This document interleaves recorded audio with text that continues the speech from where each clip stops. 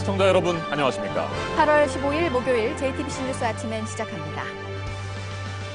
제74주년 광복절을 맞아 오늘 오전 10시 천안 독립기념관에서 정부 경축식이 열립니다. 광복절 경축식이 독립기념관에서 진행되는 것은 2004년 이후 15년 만입니다. 일본의 일방적인 수출 규제로 한일 갈등이 더욱 격화되고 있는 상황에서 문재인 대통령이 내놓을 대일 메시지에 관심이 모아지고 있습니다. 서울 광화문 광장을 비롯한 전국 곳곳에서는 일본 아베 정권을 규탄하는 집회가 열립니다. 일본에서 평화의 소녀상 전시가 중단돼 전 세계적으로 비난이 이어진 가운데 스페인의 영화 제작자가 이 소녀상을 사들인 것으로 전해졌습니다. 이 제작자는 내년에 바르셀로나에 세우는 자유미술관이라는 곳에 이 평화의 소녀상을 전시할 계획입니다.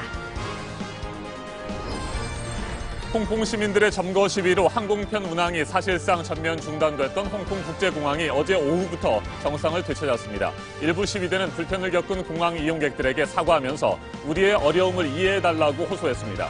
일단 공항 점거 시위는 한풀 꺾인 분위기지만 홍콩 도심에서는 여전히 시위대와 경찰이 충돌하고 있습니다. 중국 정부가 병력을 홍콩 주변에 배치하는 것에 대해 미국 국무부가 우려를 표명했습니다. 미국 하원은 홍콩의 시위에 대한 폭력적인 탄압은 실수가 될 것이라며 홍콩 자치권 침해를 중단할 것을 중국 정부에 요구했습니다. 북한과 미국의 비핵화 실무 협상을 총괄해온 스티븐 비건 미 국무부 대북정책 특별대표가 러시아 주재 미국 대사에 기용될 가능성이 있다는 보도가 잇따르고 있습니다. 오는 20일 한미 연합훈련이 끝난 뒤 재개될 것으로 보이는 북미 실무 협상에 영향을 미칠 수도 있어서 주목됩니다. 내년에 대학의 정원보다 입학생 수가 2만 명 가까이 적을 것으로 예상되고 있습니다. 정부가 재정을 지원하는 대학을 선정하면서 학생 충원율을 더 반영하기로 하면서 지방의 대학들은 비상에 걸렸습니다. 오늘은 제74주년 광복절입니다. 일본의 일방적인 수출 규제로 한일 갈등이 더욱 격화되고 있는 가운데 맞이하는 해방의 날입니다. 정부 경축식은 오전 10시 천안 독립기념관에서 열립니다. 독립기념관의 광복절 경축식은 15년 만입니다. 네, 이번 주 광복절 주간 일본에 대한 메시지를 잇따라 내온 문재인 대통령이고 오늘 이 광복절 경축사에도 관심이 모아지고 있는데요. 평화 경제라는 구상 아래 일본에 대한 메시지를 담는 수준이 될 것으로 예상이 되고 있습니다. 이세누리 기자가 보도합니다. 광복절 정부 경축식이 독립기념관에서 열리는 건 2004년 이후 15년 만입니다. 일본 수출 규제로 한일 갈등이 어느 때보다 고조된 상황이 반영된 것으로 보입니다. 경축식 주제는 우리가 되찾은 빛, 함께 밝혀갈 길입니다. 이 문장의 글씨체는 백범 김구 선생의 백범일지 필체를 모아서 만들었습니다. 관심을 모으는 건 일본을 향한 문재인 대통령의 경축사입니다. 앞서 열린 청와대 수석보좌관 회의에선 의연하고 냉정한 대응을 강조했던 문 대통령은 오늘도 비판 수위를 지나치게 높이기보단 평화 경제를 강조할 가능성이 큰 것으로 알려졌습니다. 또 격변하는 동북아 정세 속에 미래 청사진을 제시할지도 주목됩니다. 오늘 하루 전국에서 열리는 100여 개 경축 행사에는 약 12만 명이 참석할 것으로 보입니다. 서울 도심 곳곳에서는 광복 74주년의 의미를 되새기고 일본 아베 정권을 규탄하는 집회도 열립니다. 강제동원 문제 해결과 대일 과거 청산을 위한 공동행동을 비롯해 750여 개 단체로 구성된 아베 규탄 시민행동 등이 잇따라 서울 광화문 광장 등에 모입니다. JTBC 이세누리입니다. 지금도 비행기로 하루 넘게 이동해야 갈 수 있는 쿠바. 일제강점기 그곳에는 조국의 독립을 염원하던 한인들이 있었습니다. 이들은 머나먼 이국 땅에서 군대를 만들고 훈련을 했습니다. 피땀으로 모은 돈을 임시정부에 아낌없이 보내기도 했습니다. 정진명 기자가 보도합니다. 태극기와 쿠바 국기 앞에 말을 탄 사람들이 서 있습니다. 칼과 나팔을 들고 복장도 통일했습니다. 사진 뒷면에 스페인어가 보입니다. 일본에 맞서 싸우기 위해 조국에 갈 준비가 되어 있다고 쓰여 있습니다. 사진의 주인공들은 1925년 쿠바 마탄사스의 한인들입니다. 이들을 이끄는 이는 박창훈 선생. 1930년까지 독립운동을 돕기 위해 이국 땅에서 훈련을 마다하지 않았습니다. 이뿐만이 아닙니다. 이곳 한인들은 1929년 광주 학생 독립운동 소식을 듣자 주저없이 돈을 모았습니다. 한 달 임금이 지금으로 따지면 $1,000 남짓이었지만 많게는 절반을 독립자금으로 보냈습니다. 백범 김구 선생은 당시 미주 한인신문인 신한민보에 감사의 편지를 쓰기도 했습니다. 박창훈 선생은 지난 2011년 건국 훈장 애족장을 수여받았지만 전달받지 못했습니다. 최근에서야 미국에서 후손들을 찾을 수 있었습니다. 그래서 기록과 기억이 다 사라지기 전에 정부가 나서서 찾아서 연결시켜주는 그게 가장 절실한 일이라고 할 수 있겠다. 멕시코와 쿠바 지역의 서운 수혜자 중 아직 찾지 못한 독립운동가는 50여 명에 이릅니다. JTBC 정진명입니다. 국제예술제인 아이치 트리엔날레에 출품됐던 평화의 소녀상. 일본 극우 인사들과 정치권의 압력으로 결국 전시가 중단됐고 파장은 지금도 이어지고 있죠. 그 소녀상이 새 자리를 찾았습니다. 스페인의 한 영화 제작사가 사들인 건데요. 내년에 문을 여는 바르셀로나 자유미술관에 전시할 예정입니다. 이자영 기자입니다.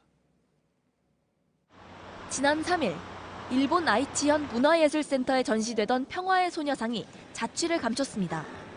아이치 트리엔날레가 개막된 지 사흘 만이었습니다. 일본 극우 세력이 테러 협박을 했다는 이유로 전시가 중단된 겁니다. 주한 일본 대사관 앞 소녀상과 같은 모습의 이 소녀상은 2015년 한국 작가 2명이 만들어 일본 시민들에게 맡겼습니다. 올해 아이치 트리엔날레가 열리면서 표현의 부자유 그후 기획전에 출품됐지만 전시가 중단되면서 갈 곳을 잃었습니다. 그런데 최근 스페인 영화 제작자 타소 베넷이 작품을 사들이면서 내년부턴 소녀상을 다시 볼 수 있게 됐습니다. 소녀상이 전시에서 제외됐다는 얘기를 들은 베넷은 자신의 돈을 들여 작품을 사들였습니다. 표현의 자유를 박탈당한 작품들을 모아 전시하기 위해서입니다. 내년 스페인 바르셀로나에 문을 여는 자유미술관은 예술에 대한 검열에 저항하는 작품들로 채워질 예정입니다. 소녀상은 중국 반체제 작가인 아이웨이웨이의 레고 작품, 미국 작가 일마 고어의 도널드 트럼프 미국 대통령 풍자화 등 세계 각국의 작품 60여 점과 함께 전시됩니다. JTBC 이자연입니다. 홍콩 시민들의 점거 시위로 항공편 운항이 사실상 전면 중단됐던 홍콩 국제공항이 어제 오후부터 정상을 되찾았습니다. 일부 시위대는 불편을 겪은 공항 이용객들에게 사과하면서 우리의 어려움을 이해해달라고 호소했습니다. 일단 공항 점거 시위는 한풀 꺾인 분위기지만 홍콩 도심에서는 여전히 시위대와 경찰이 충돌하고 있습니다. 오는 18일 대규모 시위도 예정돼 있습니다. 이세누리 기자입니다. 범죄인 인도 법안에 반대하는 시위대가 가득했던 홍콩 국제공항이 어제 오후 들어 정상을 되찾았습니다. 홍콩 최대 항공사인 캐세이 퍼시픽은 이틀 동안 272편의 항공편이 취소됐고 승객 5만 5천여 명이 영향을 받았다고 밝혔습니다. 일부 시위대는 항공편 취소 등은 우리가 의도한 바가 아니었다면서 우리의 어려움을 이해해달라고 호소하기도 했습니다. 시위대를 향한 홍콩 정부의 압박은 거세지고 있습니다. 공항 당국은 터미널 2곳에서만 시위가 허용된다는 홍콩 법원의 임시명령 내용도 공개했습니다. 캐세이 퍼시픽은 시위에 참여한 조종사 1명의 업무를 정지시켰고 홍콩 경찰 탑승 일정을 유출한 혐의 등으로 다른 조종사 2명을 해고했습니다. 도심에선 시위가 더 격해지고 있습니다. 로이터 통신은 홍콩 경찰이 어젯밤 시위대 수천 명을 향해 최루탄을 발사했다고 전했습니다. 홍콩 도심 시위를 주도해온 민간 인권전선은 오는 18일 대규모 시위를 예고했습니다. 한편 중국은 홍콩 시위대가 중국 관영 언론인 환구시보 기자를 때린 것은 테러라면서 중국 여론 모으기에 나섰습니다. JTBC 이세누리입니다. 홍콩 시위에 대한 중국의 무력 개입 가능성에 미 국무부가 깊은 우려를 나타냈습니다. 홍콩 시민과 경찰, 중국 정부를 향해 폭력 자제도 촉구했습니다. 미국 하원은 강경 진압에 반대한다는 성명을 냈습니다. 워싱턴에서 임종주 특파원이 소식 전해왔습니다. 미 국무부는 중국 병력의 홍콩 접경 지역 이동 보도에 깊은 우려를 표명했습니다. 이어 폭력을 규탄하고 모든 쪽이 자제해 줄 것을 촉구했습니다. 중국 정부와 시위대 양측에 평화로운 해결을 당부한 것입니다. 아울러 표현과 평화로운 집회의 자유에 대한 확고한 지지 의사도 나타냈습니다. 미 하원 외교위원회는 강경 진압에 반대한다는 성명을 냈습니다.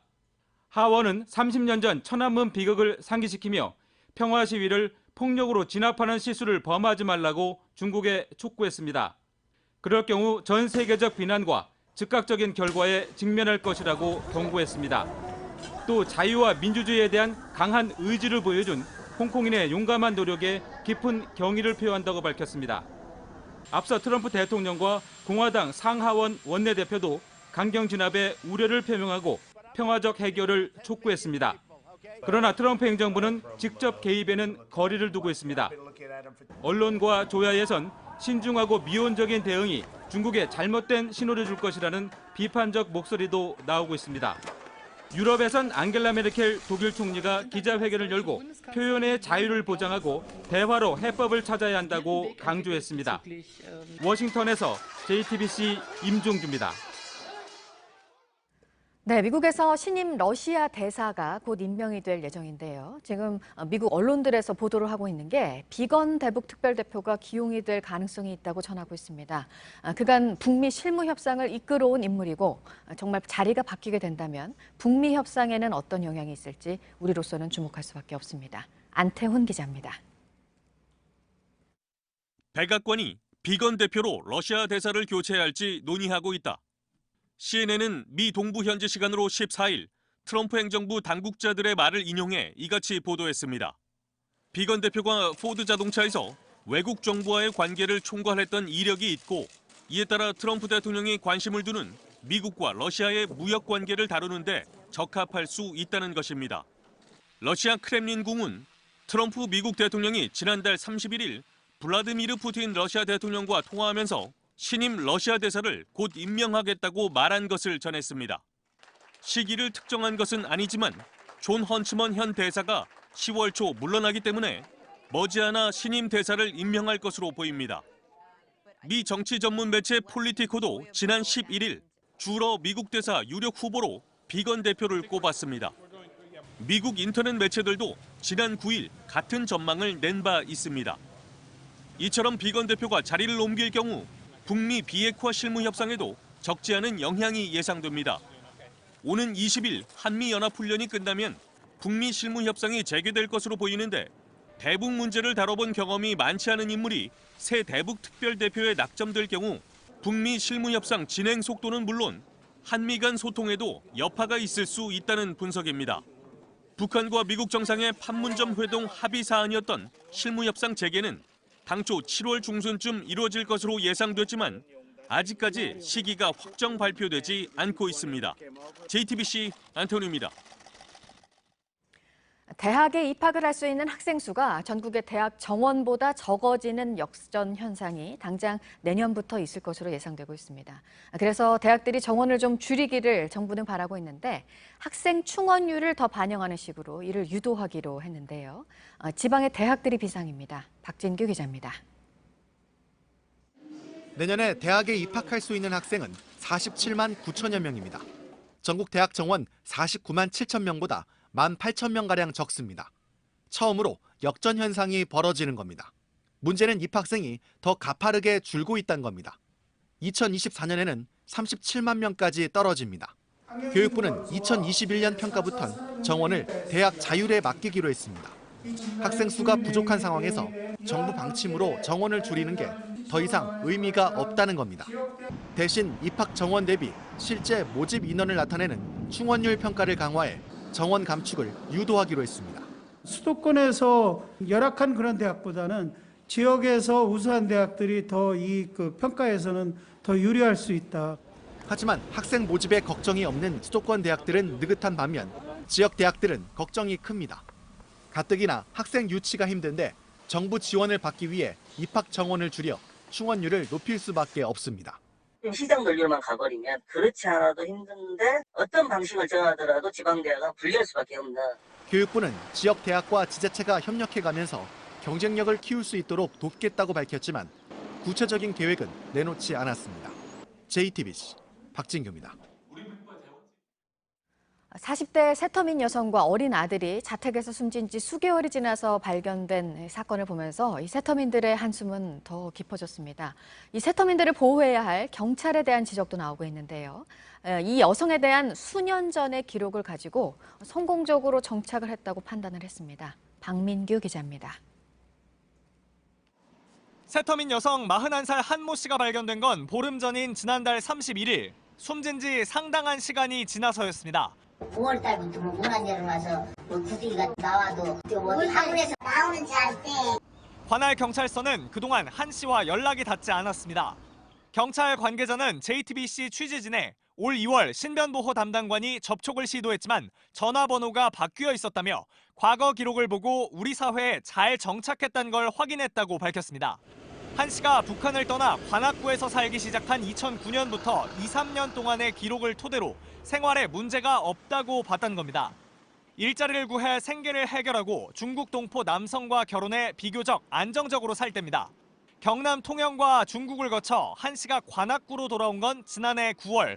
이때부터 상황은 달라졌습니다.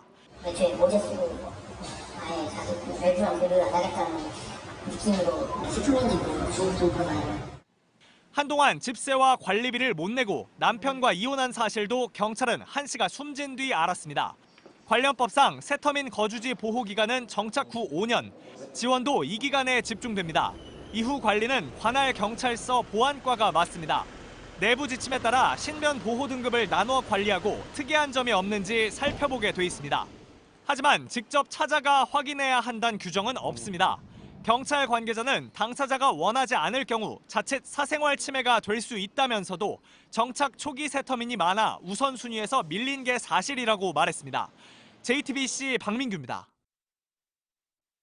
네, 오늘 8월 15일 광복절, 일본에서는 종전 기념일입니다. 아베 총리가 오늘 내놓을 발언 또 행보도 지켜봐야 할 부분인데요.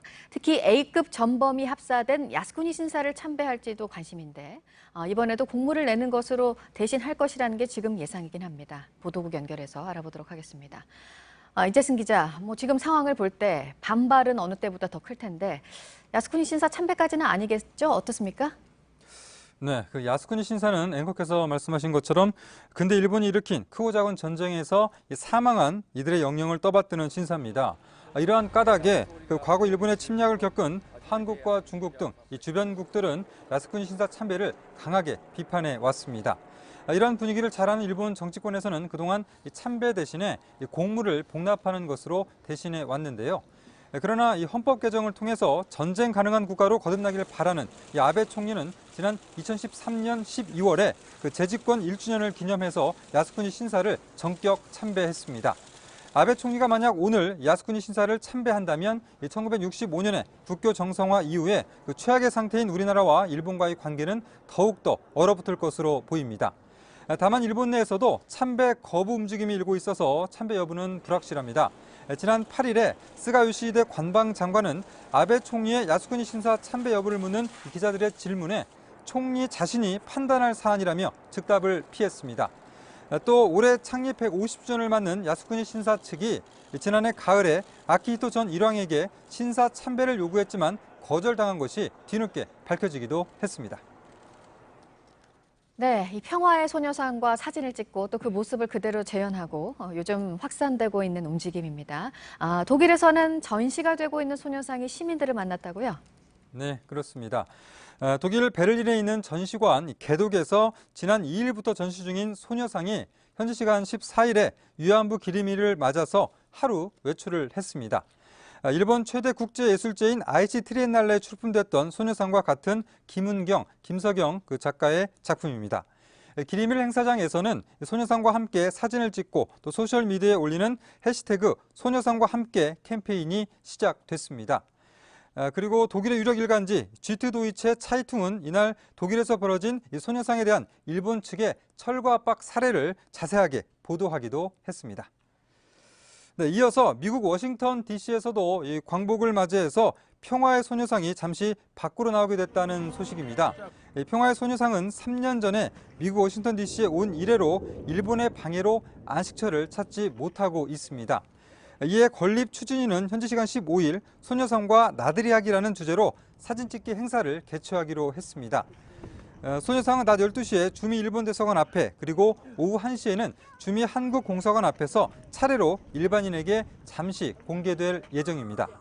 건립 추진위는 지난 2016년에 워싱턴 DC 내 소녀상 건립을 추진해 왔지만 일본 측에 계속되는 방해 공작으로 번번이 무산되면서 건립 작업이 3년째 표류하고 있습니다.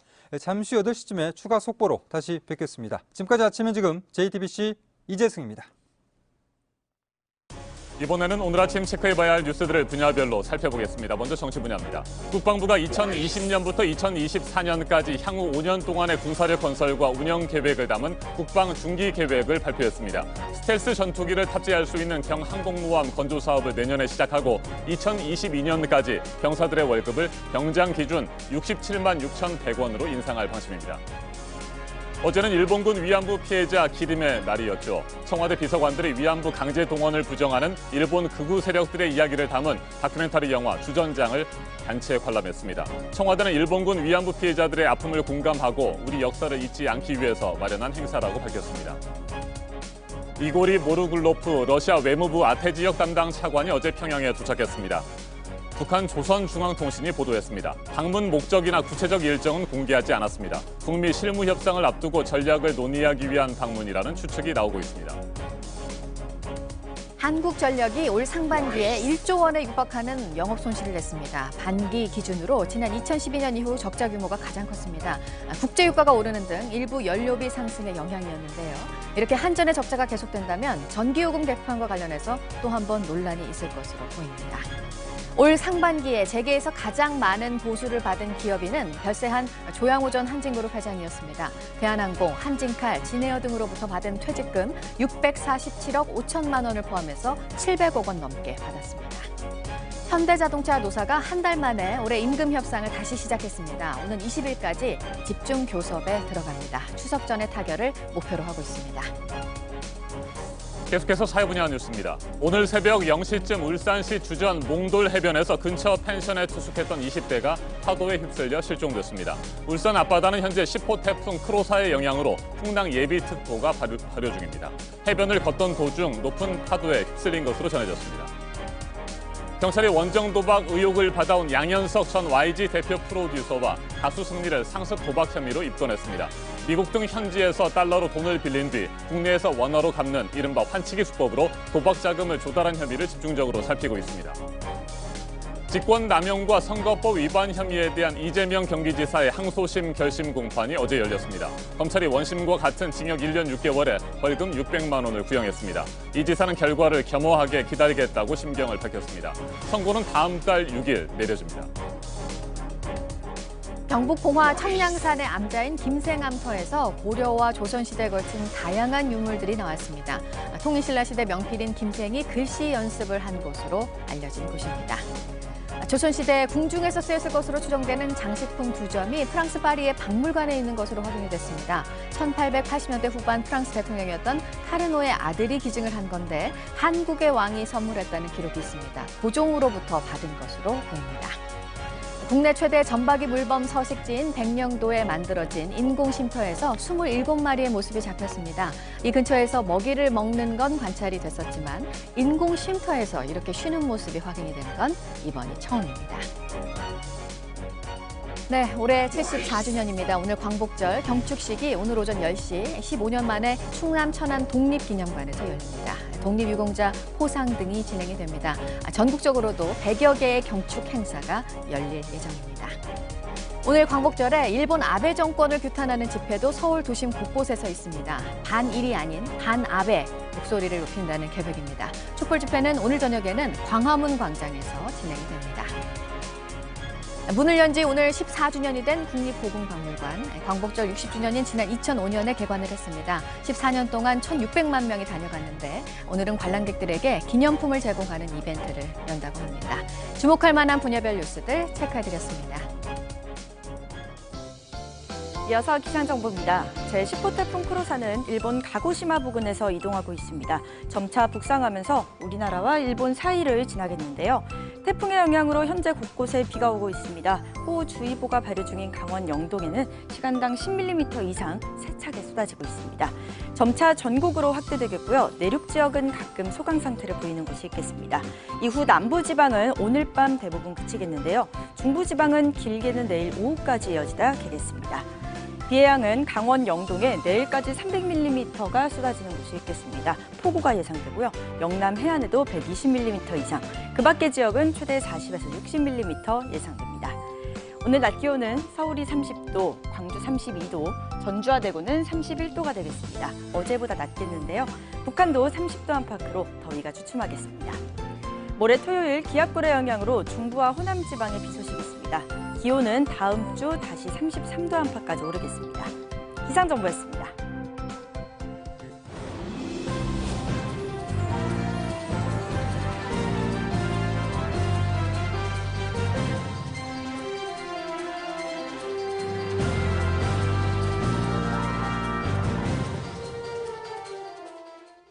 한강에서 발견된 훼손된 시신에 대한 수사가 어려움을 겪고 있습니다. 훼손 상태가 심해서 20, 30대 남성이라는 추정 말고는 신원을 파악하지 못하고 있습니다. 경찰은 전담팀을 꾸리기로 했습니다. 하혜빈 기자가 보도합니다.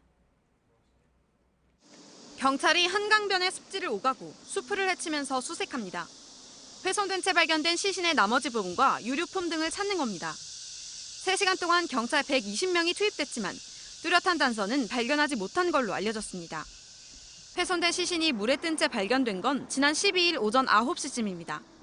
한강 하류 마곡대교 남단에서 200m 정도 떨어진 지점입니다. 경찰은 처음 발견된 장소와 방화대교, 김포대교 부근을 중심으로 수색했습니다. 국과수가 1차로 부검했지만 사망 원인은 밝혀지지 않았습니다. 경찰은 20대에서 30대 사이 남성으로 추정하고 있습니다. 버려진 지는 일주일이 지나지 않은 걸로 보고 있습니다. 경찰은 시신이 날카로운 도구로 훼손된 것으로 미뤄 강력 범죄일 가능성을 높게 보고 수사 전담팀을 꾸리기로 했습니다. 또 유전자를 검사하고 실종자와 대조할 예정입니다.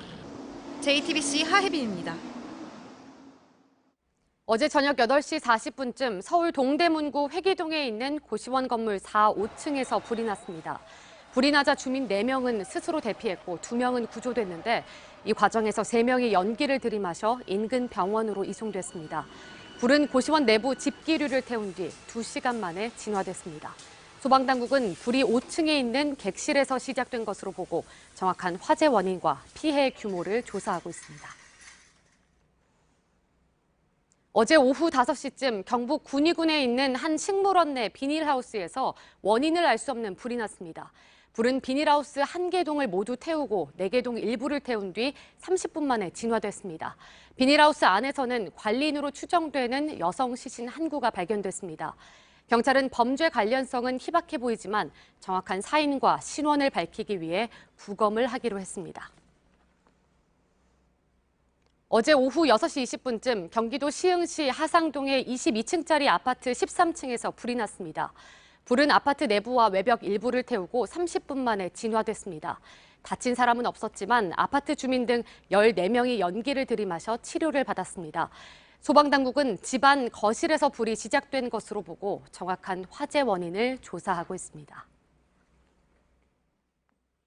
사회적으로 논란이 뜨거운 이슈에 대해 다양한 목소리를 들어보는 맞짱 토론 시간입니다. 오늘은 국토교통부가 집값 안정화를 위해서 새롭게 꺼내든 방안이죠. 민간 택지 분양가 상한제 효과에 대해 토론을 해보도록 하겠습니다. 고강도 대출 규제와 3기 신도시, 미중 무역 갈등과 일본 수출 규제로 인한 거시경제 불안 상황 등 하반기 집값을 흔들 수 있는 다른 변수들도 같이 짚어보도록 하겠습니다. 먼저 출연자들을 소개해드립니다. 제 오른쪽에 권대중 명지대 부동산학과 교수 나오셨습니다. 어서 오십시오. 안녕하세요. 네, 안녕하십니까. 그리고 제 왼쪽에 한문도 연세대 정경대학원 금융부동산학과 교수 나오셨습니다.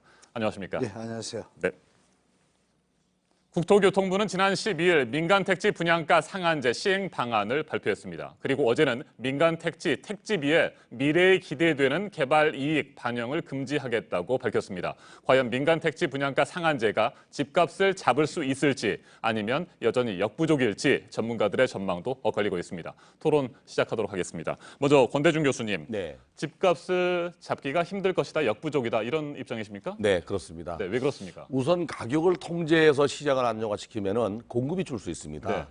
특히 이제 서울 같은 경우는 워낙 주택이 부족한 지역인데 재개발이나 재건축 사업도 연기되거나 포기할 수 있기 때문에 그래서 역부족이라고 생각합니다. 네, 공급 부족으로 인해서 집값을 잡기는 어려울 것이다 이런 입장이시군요. 네, 그리고 한문도 교수님께서는 민간 택지 분양가 상한제 효과가 있을 것이다, 기대된다 이런 생각이십니까? 예, 그렇습니다. 역대 정권에서 했던 정책을 살펴보면 분양가 자율화 이후에만 폭등을 했었고 분양가 상한제가 적용된 그전에 원가형 문제가 있었죠. 노태 정부 네. 때는 똑같은 내용인데 두 개가 시행되고 나서 공급이 준 건 확실합니다. 줄었지만 분양 가격에 대한 어떤 안정성으로 인해서 실제로 시장이 계속 안정돼 왔습니다. 박근혜 정부에서 자율화하기 전까지는 전혀 문제 없이 공급이 부족한 건 사실이었지만 네. 시장은 안정돼 왔다는 건 이미 뭐 데이터에 나와 있으니까요. 제가 볼 때는 이번에 또 이렇게 시행을 하게 되면 또 당분간은 자율화하기 전까지는 시장이 좀 안정적으로 좀 방향이 좀 선회할 것 같습니다. 네. 그렇다면 과거에도 민간 택지 분양가 상한제가 실시된 사례가 있기 때문에 그 당시의 결과를 어떻게 평가하시는지에 대해서 두 분의 얘기를 좀 들어보도록 하겠습니다. 민간 택지 분양가 상한제 참여정부 시절입니다. 2007년 9월에 시작이 됐었고요. 박근혜 정부 시절인 2014년 말까지 시행이 되다가 지금은 사실상 폐지가 된 상태였습니다. 그 당시에 민간 택지 분양가 상한제가 과연 효과가 있었느냐 없었느냐 이 부분에 대해서도 의견이 엇갈리고 최근에 국토교통부에서 발표한 자료에도 상당히 민심과는 조금 다른 해석들도 있는 것 같습니다. 네. 네, 권대중 교수님 어떻게 평가하십니까? MB 정부 당시나 박근혜 정부 당시의 규제는요. 공급량은 줄었는데 그 대외 경제 변수 때문에 가격이 안정된 거지 공급량이 줄었는데도 불구하고 주택 시장이 안정된 건 아닙니다.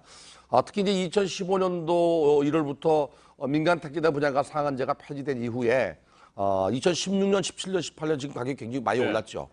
시행할 당시에는 분양 시장은 안정화됩니다. 그러나 시행한 그 분양가 상한제 지속적으로 한다는 문제가 없는데 만약에 이게 또 경기가 어렵거나 또 주택 공급이 부족해서 또 여러 가지 문제 때문에 완화하거나 폐지하게 되면 다시 또 가격이 급등할 수밖에 없는 그런 현상이거든요. 네. 그래서 MB 정부나 또는 박근혜 정부 때에는 순수하게 분양가 상한제 때문에 안정화됐다는 것보다는 경제도 어려웠다고 봐야 됩니다. 네. 그리고 국토교통부가 이야기하는 대로 공급량이 그렇게 안 줄었다고 하는 것은 임대주택은 빼야 됩니다. 이게 또 일반 주택만 적용해야 되거든요.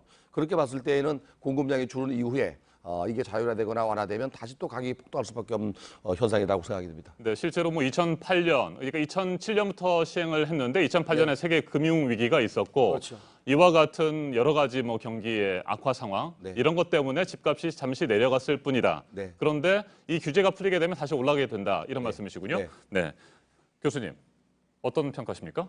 지금 말씀하실 때 이제 교수님 말씀이 분명히 어느 부분 동의할 수 있습니다. 네. 그런데 이제 다른 부분을 또 한 가지 살펴봐야 되는데요. 박근혜 정부 때 2014년도, 15년도에 만약에 분양가 자율화를 안 풀고 자율화 수준까지만 갔더라면 그나마 다행이겠어요. 우리 국민들이나 시청자분들이 다 아시겠지만 대출 규제 완화를 심하게 풀어줬고 기억나시겠지만 빚내서 집 사라는 풍토가 아주 만연했지 않습니까? 국민을 투기꾼으로 모냐는 이런 빚도까지 좀 많이 나왔었지 않습니까? 그리고 실제로 가처분 소득 대비 그 가계부채 비율이 높아짐에도 불구하고 제가 기억하기엔 OECD하고 IMF에서도 권고를 했습니다. 이렇게 대출을 풀어주면 나중에 문제가 될 것이다. 실제로 지금 가계부채가 사상 최대 아닙니까? 이것이 이미 현재도 문제가 되고 있고 정부의 지금 고민으로 다가 있고 국가 경제 정체에도 지금 가처분 소득이 지금 줄고 있지 않습니까? 경제 성장률이 좀 교수님께서 말씀 주실 때 경제 성장률이 좀 안 좋아지다 보니까 좀 안정적인 측면이 있다고 하셨는데 박근혜 정부 때 지금 폭등한 2014년, 15년, 16년, 17년을 보면 경제 성장률 똑같이 안 좋았습니다. 그런데 어떻게 올라가죠? 그거는 당연히 원인이 거기에 있는 것입니다. 대출 규제를 풀고 양도세를 면제하고 이렇게 어떤 명분은 투자 활성화, 부동산 시장 활성화였지만 그것이 활성화를 넘어서 가지고 투자 형태의 어떤 투자 환경이 투기 형태의 어떤 시장을 조성했기 때문에 이렇게 급변하게 좀 폭등하는 결과를 빚었다고 저는 보고 있습니다. 네, 그러니까 한문도 교수님의 생각은 2007년부터 2014년 사이에 아파트 가격이 그래도 안정됐던 것은 민간 택지 분양가 상한제 때문이었다. 이런 그렇죠. 말씀이시고요. 만약에 박근혜 정부에서 그러지 않았더라면 계속 안정됐을 거라고 좀 보고 있죠. 그런데 그 규제가 사실상 폐지된 이후에는 또 가격이 폭등했다. 네, 맞습니다. 그렇기 때문에 민간 택지 분양가 상한제가 실제로 효과가 있었다. 이런 결론을 내리시는 겁니다. 자, 이에 대해서 권대중 교수님, 말씀하신 대로 2014년에 사실상 폐지된 이후에 아파트 가격이 폭등했다고 한다면 그 전에 사실상 분양가 상한제가 효과가 있었던 것 아닙니까? 사실 폭등한 이유를 알아야 됩니다. 수요 공급에 의해서 공급이 부족하면 가격이 오르게 돼 있습니다. 근데 이번 정부가 그 민간 택지에 대한 분양가 상한제를 적용하는 이유는 가격이 오르는 것 때문에 하는 거지만 사실 가격이 오르는 거는 공급을 늘려야 될 그 시그널이거든요. 그래서 공급을 늘려야 되는데도 불구하고 가격을 억누르면 나중에 가격이 억누르는 그 규제가 완화되면 가격이 오른다는 얘기거든요. 아니면 수요를 분산해야 되는데 박근혜 정부 당시에는 뭐 유럽 발금 이후부터 여러 가지 경제 상황이 안 좋았기 때문에 내수 경기도 안 좋아서 부동산 가격이 안정화됐던 거고요. 이 규제가 그럼 계속적으로 가야 되는데 불구하고 역대 정부가 규제했다, 완화했다, 규제했다, 폐지했다 이랬거든요.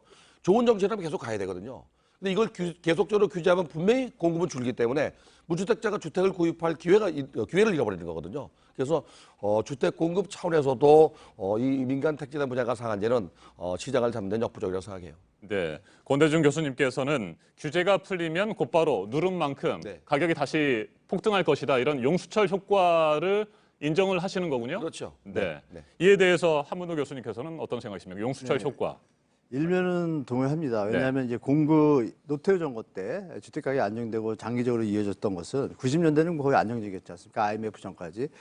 공급이 수반됐습니다. 근데 이번 정부의 어떤 대책에서 아쉬운 건 지금 말씀하신 것처럼 공급 대책이 예전에 200만 호, 노무현 때 100만 호였던 것이 이번에도 발표는 했지만 30만 호로 좀 물량이 적습니다. 그래서 이 부분이 조금 받쳐주질 못하지만 전체적인 맥락에서 같이 받쳐줬다라면 예전과 똑같은 효과가 있었을 텐데 그렇지만 그럼에도 불구하고 30만 호가 받쳐주고 있고 뭐 시간의 어떤 그 갭은 있습니다. 몇 년 뒤부터 내후년부터 이제 공급을 하니까 그렇지만 시장이 심리적으로 주택 가격 폭등을 좌시하지 않겠다는 정부의 의지를 보여줬기 때문에 제가 볼 때는 전체적인 시장의 어떤 하향 안정화를 위해서는 충분히 효과가 있을 거라고 보고 있습니다. 네, 민간 택지 분양가 상한제 시행 방안이 발표된 뒤에 실제로 서울 강남을 비롯해서 재건축 시장은 급속하게 얼어붙고 있습니다. 재건축이 사실상 어렵게 될 가능성이 높기 때문에 많이들 움츠려드는 그런 상황인데 이것도 실제 뭐 효과가 나타나는 것이라고 보십니까? 당연하죠. 왜냐하면 분양가 상한제가 실시되면 조합원 입장에서 어떤 추가 분담금이 늘게 되는 수익 구조지 않습니까? 재건축 재개발 사업 자체가 그런 부분 때문에 이제 시장에서 그것을 매입이나 매도를 할 때 기본 거주 목적 외에 투자 목적을 같이 추가하는데 그 부분에서 어떤 수익성이 감소되기 때문에 당연히 그것이 가격에 반영되겠죠, 시장에서. 그것이 이제 바로 나타나는데 문제는 이제 정부가 이것을 시행하겠다라고 확실히 못을 안 박았습니다. 준비를 완료하겠다라고 해가지고 이것이 과연 언제까지 갈지는 저도 좀 지켜봐야 될 거라서 보는데 시장에는 분명히 효과가 있습니다. 네, 그런데 재건축 시장이 얼어붙는 것이 뭐 마냥 긍정적이다 이렇게 볼 수가 없잖아요. 부정적인 효과들이 나타나고 나중에 또 부작용들이 있을 수 있기 때문에 이 부분에 대해서 말씀을 좀 해주십시오. 그렇죠. 이제 주택이라는 게 뭐 그 물리적 내용 연수나 또는 뭐 그 기능적 내용 연수로 따로 있지만 노후불량한 주택들은 살원 환경을 바꿔주는 게 이제 정비 사업인데 이 규제를 함으로써 살원 환경을 바꾸지 못하는 불이익도 있거든요. 또 토지 이용 측면에서도 그렇고요.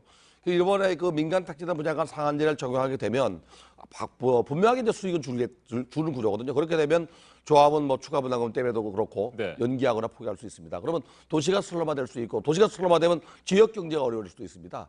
이런 차원에서 사실 어느 정도의 도시재생 사업은 해야 된다고 봅니다. 네, 앞에서도 잠깐 언급이 있었습니다만 이 민간 택지 분양가 상한제가 앞으로 계속 실시된다고 한다면 나름 계속해서 부동산 아파트 집값을 억제하는 그런 효과가 있겠습니다만 과거 사례처럼 어느 순간 또 규제가 풀려버릴 경우도 생길 수 있단 말이죠. 이 부분에 대한 예측 어떻게 하고 계십니까? 저는 그 부분에 대해서 과거하고 비교하시면 안 될 거라 좀 말씀드리고 싶습니다. 우리가 기억을 더듬으면 2008년 금융위기 이후에 지시회의를 거쳐가지고 국제회계 기준이 새로 맞춰졌습니다. 지금 문재인 정부에서 하는 대출 규제의 기본이 근간이 거기서 나옵니다. 우리 국내 시장 때문에 문재인 정부에서 실행한 것이 아니라 국제회계 기준에서 아시겠지만 정량적 기준에다 정성적 기준. 지금 대출이 지금 어렵지 않습니까? 그게 어려운 게 아니라 정상적인 거죠. 소득에서 감내할 만큼만 대출을 해주라는 게 기본인데 그것이 이제 전 세계적으로 지금 공통적으로 적용이 됩니다. 적용이 되는 것을 감안할 때 정권이 바뀌어도 이 대출 규제 완화가 예전처럼 박근혜 정부 때처럼 대폭 완화되거나 이런 일이 없습니다. 그것을 전제를 하고 거기다 인구 증가나 생산 인구 증가, 핵심 구매 역량 이런 걸 다 보면 10년 전하고는 시장 상황이 많이 다릅니다.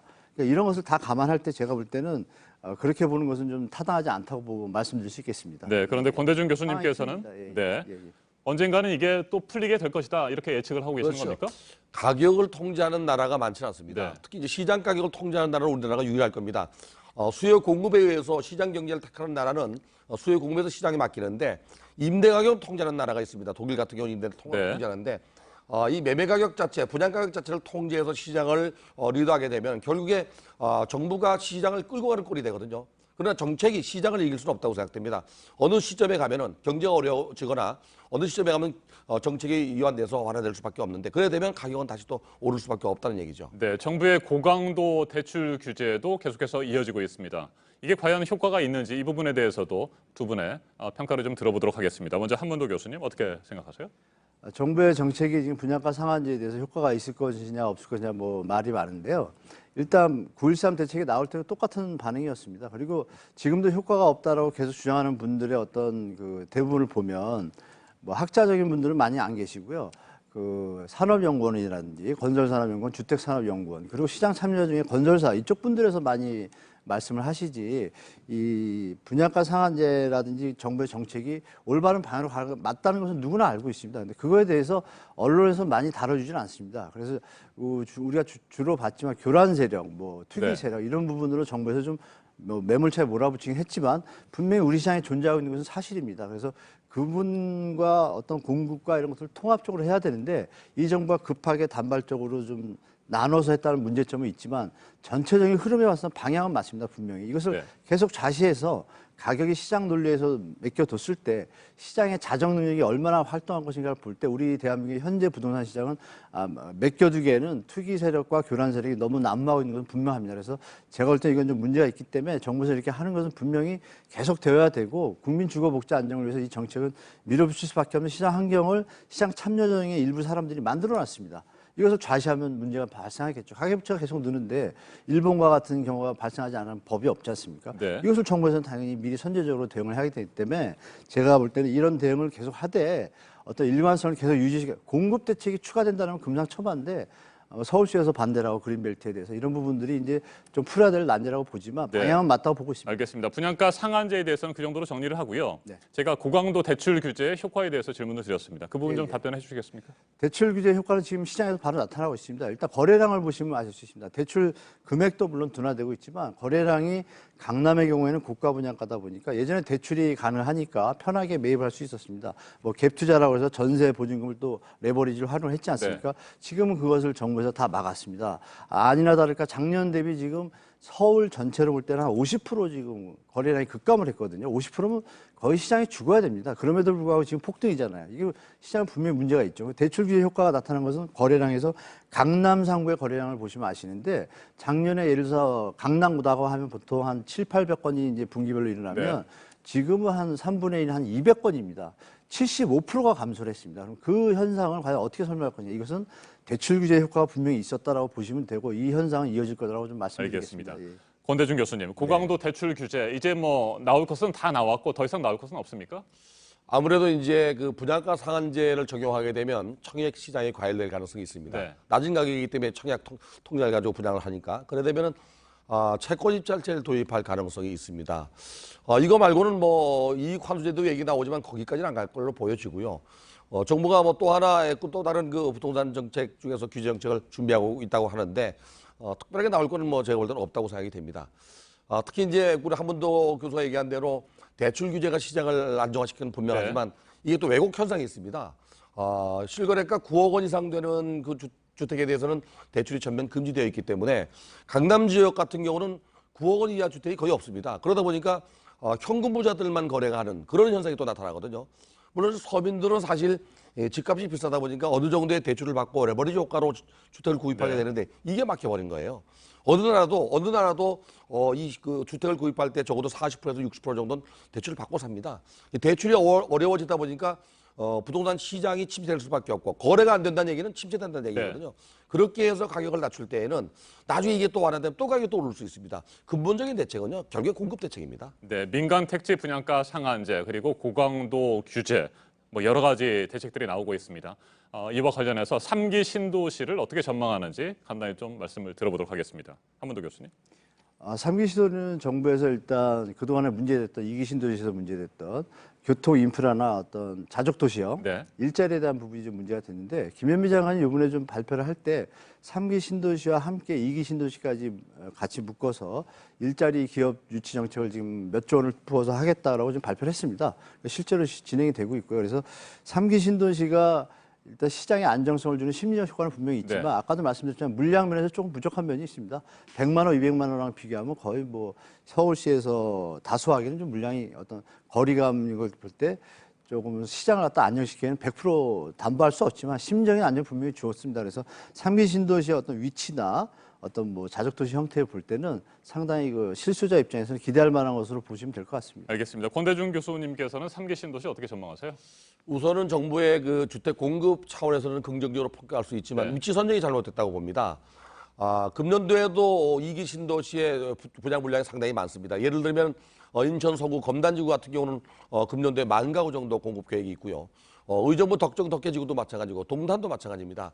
2기 신도시가 마무리 안 된 상태에서 3기 신도시를 발표를 했는데 특히 2기 신도시가 뭐 조성되는 과정에 그 앞에다가 3기 신도시를 만들었거든요. 네. 이게 이제 문제가 된 거죠. 그래서 전 개인적으로 1기 신도시와 2기 신도시의 광역적 도시 교통망이 되지 않는다면 차라리 그 1기, 2기 신도시에 지장이 없는 데만 놔두고 나머지는 다시 제거해야 될 필요가 있다고 생각됩니다. 알겠습니다. 많은 말씀들을 해주셨습니다. 이제 토론을 좀 마무리할 시간이 됐고요. 한 가지만 짧게 질문을 드리고 답변 듣도록 하겠습니다. 이번 하반기 우리의 집값을 흔들 수 있는 가장 큰 변수는 무엇일까? 네, 먼저 한문도 교수님 말씀을 해주십시오. 하반기 일단 상한제 발표가 일단 던져놨지 않습니까? 이 부분하고 이제 가계 소득이 어떤 가처분 소득의 감소가 지금 발표를 많이 안 하고 있는데요. 역대 이래로 가처분 소득이 감소하는 경우가 거의 드물었는데 이번에 나타나고 있습니다. 지금 몇 달째 계속되고 있는데 통계청에서 한 달 전에 발표했습니다. 이 부분을 감안할 때 제가 볼 때는 어떤 경제적인 전반적인 치수에서 일본하고 있는 경제 상황과 일본과 무역 경제, 글로벌 경기도 같이 봐야 되지만 우리 내부에 있는 가처분 소득 감소라는 지표라든지 또 내년부터 가계 예대율 산정 기준이 강화되면 분명히 은행에서 가계 대출을 줄이게 됩니다. 강화가 되니까 여러 가지 또 변수들 중에서 그런 부분들을 같이 체크하시면 시장에 좀 판단하시는 데 좀 도움이 되실 것 같습니다. 알겠습니다. 권대중 교수님, 가장 큰 변수는 뭡니까? 아무래도 가격을 통제하는 민간 택지 부장가 상한제 시행이고요. 두 번째는 이제 거래를 규제하는 대출 규제라고 봅니다. 이 두 가지가 하반기 부동산 시장에는 가장 큰 변수라고 봅니다. 알겠습니다. 민간 택지 분양가 상한제 도입을 중심으로 부동산 정책에 대해서 토론 진행해봤습니다. 오늘 맞짱 토론 권대중 명지대 부동산학과 교수, 한문도 연세대 정경대학원 금융부동산학과 교수와 함께했습니다. 두 분 토론 잘 들었습니다. 감사합니다. 감사합니다.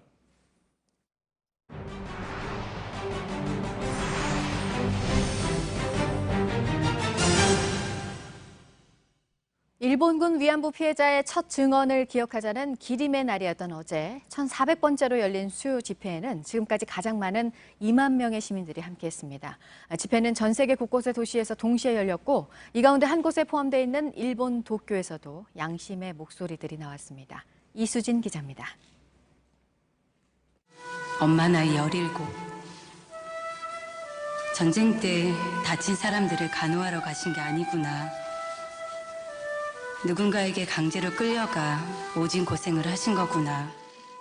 배우 한지민 씨가 위안부 피해자 유족의 편지를 대신 읽어내려갑니다. 낭독하는 사람도 듣는 사람도 감정이 북받쳐 오릅니다. 살아있는 모든 순간이 고통과의 싸움이었을 엄마를 생각하며 저는 울고 또 울었습니다. 1991년 8월 14일 고 김학순 할머니는 위안부 피해 사실을 처음 공식 석상에서 증언했습니다. 증언의 그날을 기리는 행사에 피해 생존자 20명 중 김경애, 이옥선, 이용수 할머니가 참석했습니다. 저는 믿습니다.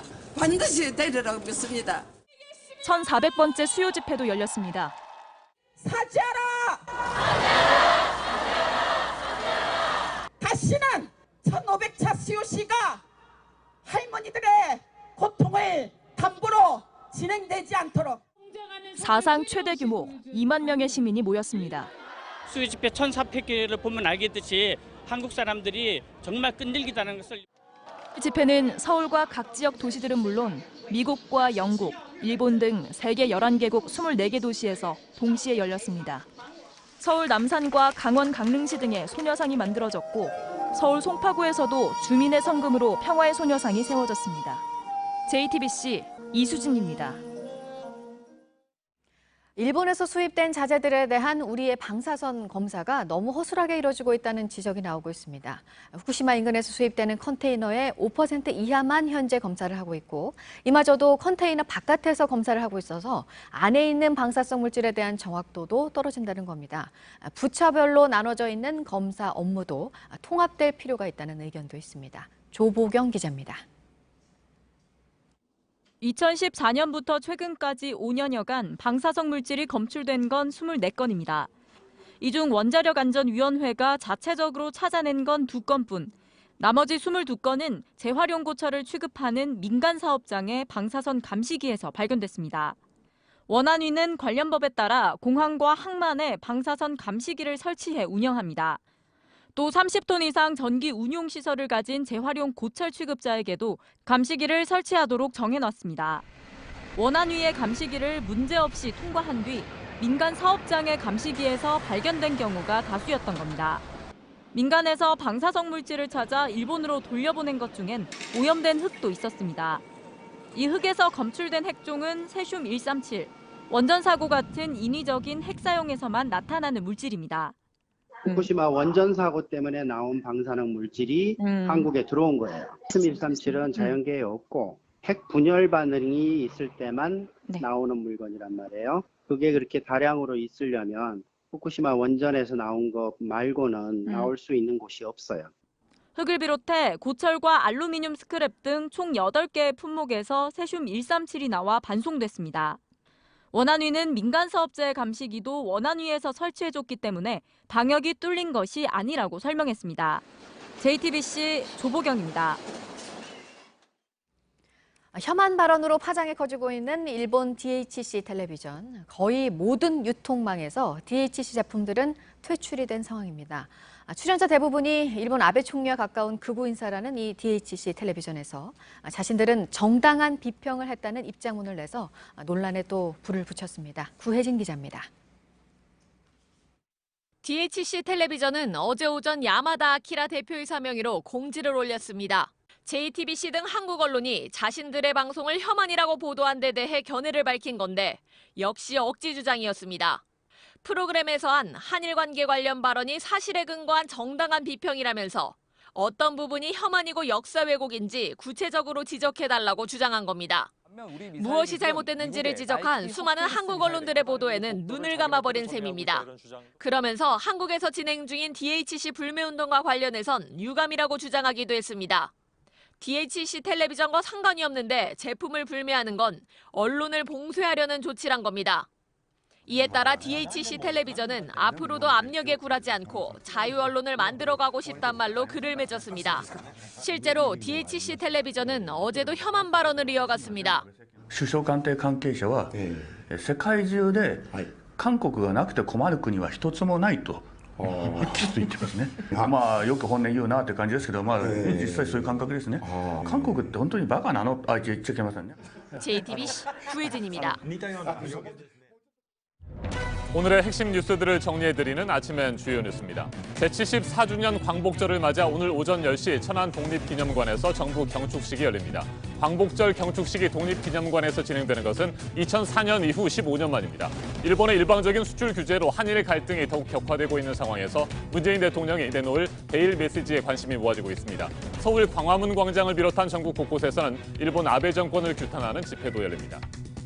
일본에서 전시가 중단된 평화의 소녀상을 스페인의 한 영화 제작자가 사들였습니다. 이 제작자는 전 세계에서 예술에 대한 검열에 저항하는 작품들을 자신이 세우는 미술관에 전시할 예정입니다.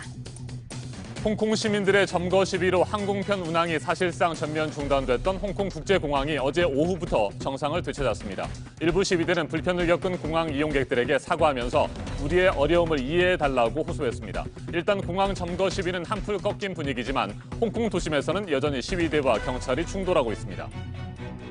홍콩 시위에 대한 중국 정부의 무력 개입에 대해 미국 국무부가 우려를 표명했습니다. 미국 하원 외교위원회는 폭력적인 탄압은 실수가 될 것이라며 신속한 결과에 직면하게 될 것이라고 밝혔습니다. 북한과 미국의 비핵화 실무 협상을 총괄해온 스티븐 비건 미 국무부 대북정책 특별대표가 러시아 주재 미국 대사에 기용될 가능성이 있다는 보도가 잇따르고 있습니다.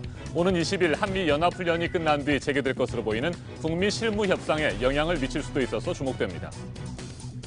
내년에 대학의 정원보다 입학생 수가 2만 명 가까이 적을 것으로 보고 있는 정부가 대학 평가에서 학생 충원율을 더 반영하는 것으로 정원 감축을 유도하기로 했습니다. 학생 수가 줄고 있는 지방의 대학들은 비상이 걸렸습니다. 국방부가 2020년부터 2024년까지 향후 5년 동안의 군사력 건설과 운영 계획을 담은 국방 중기 계획을 발표했습니다.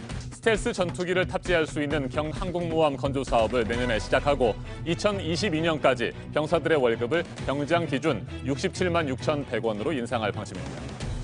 한국전력이 올 상반기에 1조 원에 육박하는 영업 손실을 냈습니다. 반기 기준으로 지난 2012년 이후 적자 규모가 가장 컸는데 높은 연료 가격 등이 영향을 미쳤습니다. 직권남용과 선거법 위반 혐의에 대한 이재명 경기지사의 항소심 결심 공판이 어제 열렸습니다. 검찰이 원심과 같은 징역 1년 6개월에 벌금 600만 원을 구형했습니다. 선고는 다음 달 6일에 내려집니다. 지금까지 아침엔 주요 뉴스 정리해드렸습니다. 후쿠시마 원전에 쌓아둔 방사성 오염수를 일본 정부가 방류하려 한다는 의심이 커지고 있죠. 실제 오염수를 바다에 버리면 태평양 주변 국가에 큰 위협이 될 텐데요. 1년 안에 우리 동해에 암을 일으키는 방사성 물질이 들어올 거란 주장이 나왔습니다. 강버들 기자입니다. 2011년 3월 동일본 대지진에 후쿠시마 원전이 폭발하면서 방사성 물질이 유출됐습니다. 그중 불임과 암을 유발하는 세슘 137이 바다에서 어떻게 이동했는지 일본 가나자와 대학 연구진 등이 추적했습니다. 후쿠시마 원전 연안을 거쳐 태평양으로 흘러든 세슘 137은 해류를 타고 남쪽으로 퍼졌습니다. 이 세슘 137은 필리핀 쪽에서 올라오는 쿠로시오 해류와 만나 동중국해와 우리나라 동해까지 흘러들었습니다. 동해로 유입되는데 1년쯤 걸린 것으로 추정됩니다. 세슘 농도가 2012년부터 올라 2015년에서 2016년에는 세제곱미터당 300크렐, 그러니까 사고 전에 2배까지 치솟았기 때문입니다. 일본이 현재 후쿠시마 원전에 쌓인 오염수 110만 톤을 방류하면 같은 경로를 통해 1년 안에 방사성 물질이 동해로 흘러들어옵니다. 연구 결과를 소개한 숀 버니 그린피스 수석 원자력 전문가는 국제사회를 상대로 문제를 계속 제기해야 한다고 조언했습니다. And the next session of the UN Human Rights Council in Geneva is in September, and civil society, as well as governments, have the opportunity also to challenge the Japanese government on this water issue as a human rights. JTBC 강버들입니다. 칠레의 한 마을에서 언덕에 내려앉으며 집 2채가 함께 무너져서 지금까지 6명이 숨졌습니다.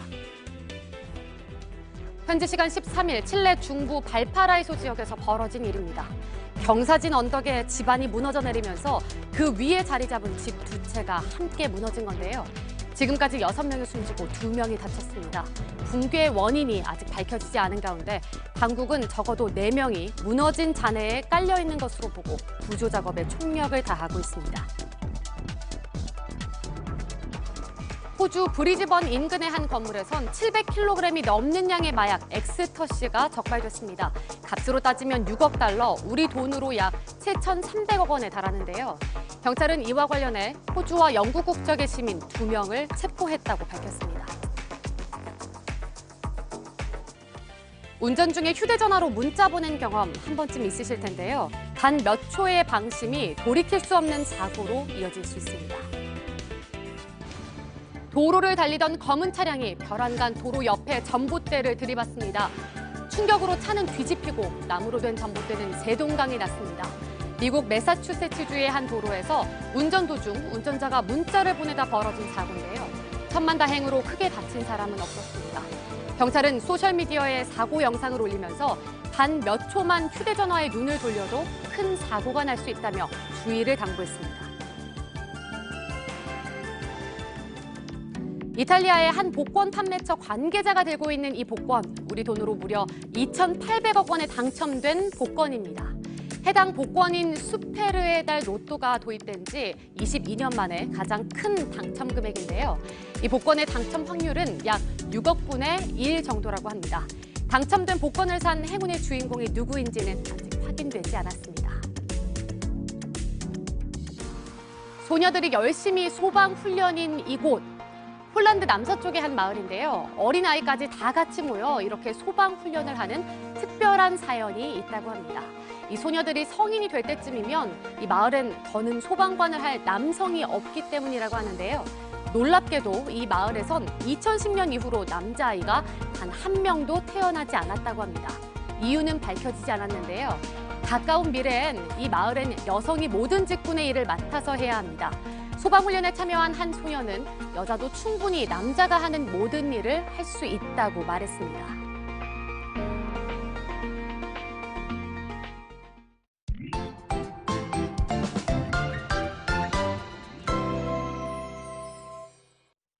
광복절인 오늘 제10호 태풍 크로사가 북상하고 있습니다. 전국 곳곳에 비가 내리고 있습니다. 자세한 기상 정보 살펴보겠습니다. 김연아 캐스터, 지금 태풍 크로사 어디쯤을 지나고 있습니까? 네, 현재 제10호 태풍 크로사는 일본 가고시마 부근에서 이동하고 있습니다. 시속 19km의 속도로 비교적 천천히 북상하고 있는데요. 오늘과 내일에 걸쳐 한반도 동쪽을 지나면서 전국에 비를 몰고 오겠습니다. 네, 특히 비바람이 걱정인데 관련 정보 좀 더 자세하게 전해주시겠습니까? 네, 이미 지금도 비가 시작된 곳들이 있습니다. 보시는 것처럼 남북으로 길게 뻗은 구름대가 비를 뿌리고 있는데요. 점차 전국으로 확대되면서 내일까지 이어지겠습니다. 비구름의 모양 때문에 가끔 소강 상태를 보이는 곳이 있겠고요. 오늘 밤 남부지방은 대부분 그치겠습니다. 이후 중부지방 중심으로 내일 오후까지 내리다 모두 개겠습니다. 비의 양은 호우특보가 발효 중인 강원 영동에 내일까지 300mm 이상이 폭우가 예상됩니다. 영남 해안에도 120mm 이상 쏟아지겠고요. 그 밖의 지역은 최대 40에서 60mm 정도 예상됩니다. 네, 태풍이 전국에 걸쳐서 영향을 주겠습니다만 특히 동해안 쪽에 많은 비를 뿌릴 것으로 예상이 되는군요. 이쪽 지역에 사시는 분들 주의를 하셔야 될 것 같습니다. 오늘 더위는 어떻게 됩니까? 네, 오늘은 확실히 비가 내리면서 더위가 누그러지겠습니다. 아침 기온은 어제와 비슷하지만 낮에는 크게는 5도가량 어제보다 낮겠는데요. 서울이 30도, 춘천과 전주, 대구가 31도에 그치겠습니다. 내일 낮 기온도 오늘과 비슷할 것으로 보입니다. 네, 어제처럼 뭐 35도 가까이 올라가거나 그러지는 않겠군요. 네, 꽤 많이 떨어지는 것 같습니다. 오늘 날씨 몇 가지 키워드로 다시 한번 정리를 해보죠. 네, 오늘 날씨 키워드는 태풍 영향 비, 그리고 영동 폭우입니다. 태풍 크로사의 영향으로 전국 곳곳에 비 소식이 있고요. 특히 강원 영동 지역에 300mm가 넘는 폭우가 예상됩니다. 알겠습니다. 기상 정보 잘 들었습니다. 김연아 캐스터 수고했습니다.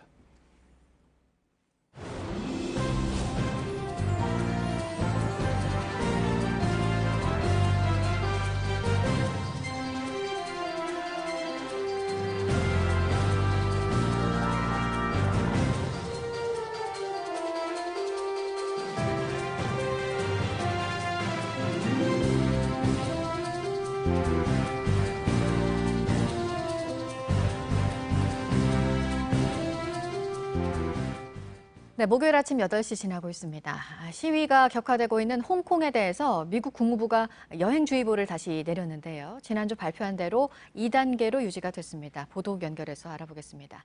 이재승 기자, 지난주에 2단계로 격상이 됐었죠. 홍콩을 여행할 때 더 많은 주의를 기울여야 한다, 이런 수준의 단계라고요? 네, 그렇습니다. 미 국무부는 여행주의보를 통해서 홍콩을 방문하는 미국인들에게 더욱더 많은 주의를 기울일 것을 권고했습니다. 4단계로 나뉘는 단계에서 홍콩은 2단계로 발표를 했는데요. 이는 지난 7일에 국무부가 홍콩 시위가 격화되는 것을 이유로 여행 권고 수위를 2단계로 격상한 데 이어서 이를 유지한 것입니다. 국무부는 주의보에서 정치적, 경제적, 종교적 또는 민족적 불안정이 존재하며 이는 폭력과 큰 혼란 그리고 안전에 대한 위험을 초래할 수 있다고 전했습니다. 네, 이어서 최근 5년간 독립기념관 방문객 중에 외국인은 0.99%에 불과하다는 소식입니다. 자유한국당 김정은 의원이 제출받은 독립기념관 외국인 방문객 현황 자료에 따르면 2014년부터 2018년까지 765만여 명이 독립기념관을 찾았습니다. 그런데 외국인은 7만 5천여 명에 불과한 것으로 드러났습니다. 독립기념관의 외국인 방문객 수 비율이 1%도 안 된다는 건데요. 일본의 역사 왜곡을 전 세계에 알리기 위해서라도 외국인 방문객을 늘리기 위한 다양한 홍보 전략이 필요한 상황입니다. 네, 우리에 대한 일본의 경제 조치들이 부당하다는 걸 우리 정부가 지금 전 세계에 알리고 있습니다. G7 정상회담도 곧 열려서 해당 나라들을 상대로도 알리고 있다고요. 네, 그렇습니다. 먼저 윤강현 외교부 경제외교 조정관이 현지 시간 14일에 프랑스 파리에서 프랑스 정부 당국자를 만났습니다. 이 자리에서 일본의 수출 규제 조치와 관련해 우리 정부의 입장을 전달한 것으로 전해졌습니다. 또 윤순구 외교부 차관 보도 같은 날에 G7 회원국인 이탈리아 로마를 찾아 현지 외무부 고위 당국자를 상대로 일본의 수출 규제에 대한 한국의 입장을 자세히 설명한 것으로 전해졌습니다. 올해 G7 정상회담은 의장국인 프랑스의 주관으로 오는 24일부터 26일까지 대서양 연안의 휴양 도시 비아리츠에서 개최됩니다. 회담에는 G7 일원인 일본의 아베 신조 총리도 참석하게 되는데요. 정부가 G7 정상회담 개최에 앞서서 회원국들을 상대로 외교전에 나선 것으로 보입니다. 이는 아베 총리가 회담에서 한일 갈등에 대한 자국의 입장을 피력할 것에 대비해서 우리 정부가 선제적으로 대응한 것으로 풀이됩니다. 지금까지 아침엔 지금 JTBC 이재승입니다. 일본 정부의 일방적인 수출 규제와 화이트리스트 배제 조치로 한일 갈등이 고조되고 있습니다. 이 같은 상황에서 오늘 74주년 광복절을 맞았습니다. 정부 경축식이 15년 만에 천안 독립기념관에서 열릴 예정인데 문재인 대통령이 경축사를 통해 어떤 대일 메시지를 발표할지 주목됩니다. 아베 총리의 야스쿠니 신사 참배 여부에도 관심이 모아지고 있습니다. 최근 일본 현지의 분위기는 어떤지, 그리고 한일 갈등을 풀기 위한 대응책은 어떤 것들이 있을지 짚어보겠습니다. 이영채 일본 게이센 여대 국제사회학과 교수 자리에 함께했습니다. 어서 오십시오. 네, 안녕하세요. 네, 서울에 언제 도착을 하신 거죠? 예, 서울에는 어제 다시 들어왔고요. 네, 일주일 전에는 학생들을 데리고 왔었습니다. 그렇군요. 최근 일본, 가장 최근의 일본 상황을 누구보다 잘 아실 텐데 일본의 일방적인 수출 규제 조치, 그리고 화이트리스트 배제, 또 이에 대한 우리 정부의 맞대응도 있었지 않습니까? 이와 관련된 일본의 현지 분위기 어떻습니까? 네, 일본의 어떻게 보면 경제 보복 조치에 대해서 네.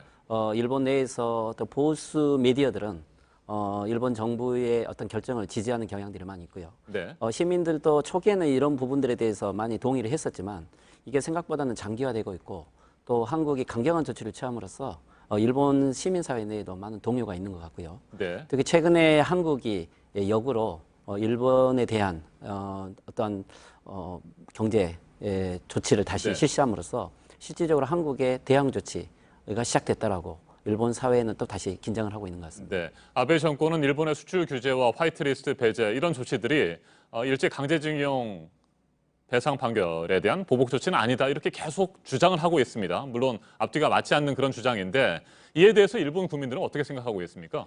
실질적으로 이 아베 내각이 이 경제 조치를 실시했을 때 이미 세코 경제통상성 장관도 이것은 한국에 대한 신뢰가 무너졌다. 즉 강제징용 재판에 대한 불만을 표시를 했었고요. 네. 또 일본 시민들도 물론 이것은 한국과의 안전보장 논리에 대한 신뢰가 무너졌다라는 정부의 논리에 대해서는 이해를 하고 있지만 실질적으로 일본 사회 전체 내에서는 강제징용 재판에 대한 불만 또는 일본 사회의 의사표시라고 하는 여론들은 주되게 있는 것 같습니다. 네, DHC 텔레비전의 혐한 방송을 비롯해서 여러 가지 혐한 분위기들이 일본 내에 지금 팽배해 있습니까? 어떤 상태입니까?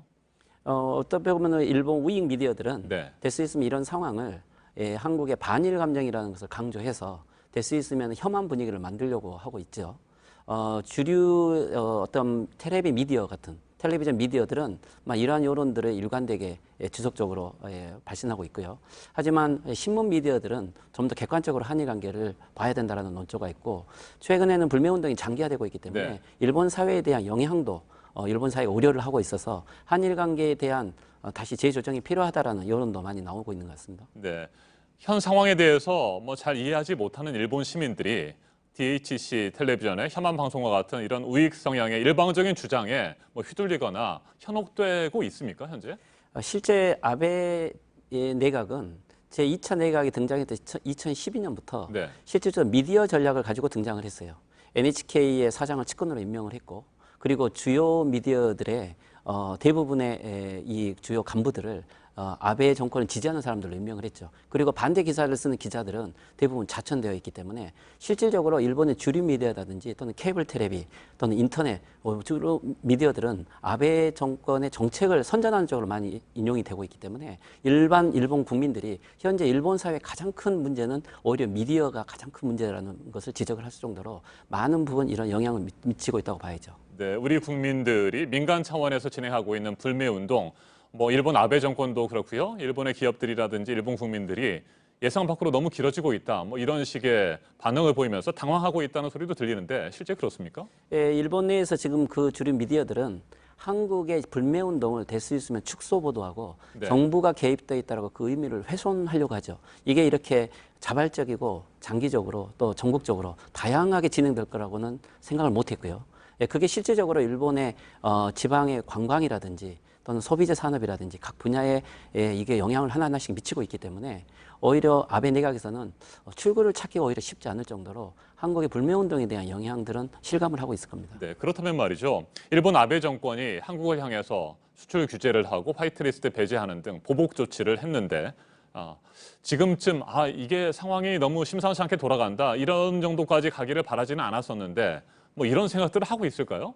예, 물론 한국의 문재인 정권이라든가 한국의 조치에 대해서 불만이 있었겠죠. 또 그리고 일본이 강공 정책을 실시하게 되면 한국이 그것에 대한 타협을 하든지 또는 한국 사회가 오히려 분열을 할 것이라고 봤다고 봐요. 그렇지만 그것과는 다르게 오히려 한국 사회가 단일한 모습으로 일본에게 대응을 하고 있고 또 한국이 생각보다는 안정적인 모습으로 국내외적인 조치를 취하고 있기 때문에 일본 지금 정계에서도 한국에 대한 일본의 조치가 예상 밖의 결과를 가져왔다라고 자체적으로 비판을 하는 목소리도 나오고 있고요. 네. 특히 미디어들 중에서는 이 한국과의 지금 정책에 대한 아베의 정책의 좀 더 구체적인 전망이라든지 결과를 오히려 내놓으라고 하는 요구도 있습니다. 네, 요즘에 뭐 조금씩 알려지고 있기는 합니다만 그동안에는 뭐 많이 알려지지 않았던 내용들입니다. 일본 내에는 우리 위안부 피해자라든지 강제징용자들을 돕기 위해서 열심히 노력해온 양심 세력들 이런 인사들도 있잖아요. 실제 이분들이 지금 제대로 목소리를 좀 내고 있습니까? 예, 원래 이 냉전 시대부터 또는 90년대 중반까지 한국 사회에서 전후보상 문제를 거의 하지 못했을 때 위안부 문제, 교과서 문제를 주도했던 분들은 네. 일본의 양심적인 시민들이었고요. 네. 또 이게 현재는 한일 간의 여러 가지 시민 연대 운동으로 많은 운동의 연대를 만들어 왔죠. 특히 올해 같은 경우는 지금 한일 간의 갈등 관계가 있기 때문에 일본의 시민 사회가 아베 정권에게 강제징용 재판을 받아들여라. 그리고 역사를 반성해라. 그리고 헌법을 지켜라라는 목소리를 어느 해 때보다 높게 내고 있고 여기에 지금 한일 시민연대 운동이 올해는 훨씬 더 강력하게 이런 운동들을 추진하고 있다고 봅니다. 네, 오늘은 제74주년 광복절입니다. 그런데 일본 입장에서 보면 종전 기념일이라고 주장을 하고 있습니다만 사실상 패전일 아니겠습니까? 오늘 문재인 대통령이 내놓을 데일리 메시지에 대해서 일본도 촉각을 곤두세우면서 기다리고 있을 것 같습니다. 오히려 일본은 한국이 타협을 하고 네. 좀 더 양보하는 목소리를 내기를 바라고 있겠지만 실질적으로 지금 현재 한일 관계의 정치적인 문제들이 그렇게 간단하게 타협을 할 수 있는 상황은 아니겠죠. 오히려 물론 일본 아베 정권과 그리고 또 일본 시민들을 서로 구별하는 우리가 좀 더 동아시아의 평화를 지향하는 이러한 좀 큰 메시지와 함께 또 결연하게 대응하는 메시지도 동시에 필요하다고 봅니다. 네, 앞으로 뭐 두세 달 안에 굉장히 중요한 고비들이 많이 있습니다. 오는 24일 한일 군사정보보호협정 파기 여부를 결정해야 되는 상황도 있고요. 9월 17일부터 유엔 총회가 열리는데 이때 문재인 대통령과 아베 총리가 뉴욕에서 만날 수도 있을 것 같고요. 앞으로 한일 갈등 어떻게 전망하세요? 실질적으로 지금 이 문제는 단순하게 경제 보복 조치만이 아니고 강제징용 재판에 대해서 일본에서 절대 이 보수 세력들이 이것을 인정할 수 없다. 그리고 식민지 의식의 연장성에서 한국을 동등한 존재로 보지 않겠다. 그리고 남북관계, 북미관계가 개선되고 있음으로써 일본의 보수 우익이 고립되고 있는 어떠한 지역 전체의 큰 변화 속에서 일어나고 있는 사태이기 때문에 이것은 장기적이고 구조적으로 진행이 될 수밖에 없는 거고요. 여기에 대해서 우리들이 어떻게 하면은 한국의 실질적 이익을 잃지 않고 또 민간인들에게 피해가 가지 않는 범위 내에서 일본 관계를 재설정할지 장기적이면서도 구조적인 정책을 실시할 필요가 있다고 봅니다. 알겠습니다. 지금까지 이영채 일본 게이센 여대 국제사회학과 교수였습니다. 말씀 잘 들었습니다. 감사합니다.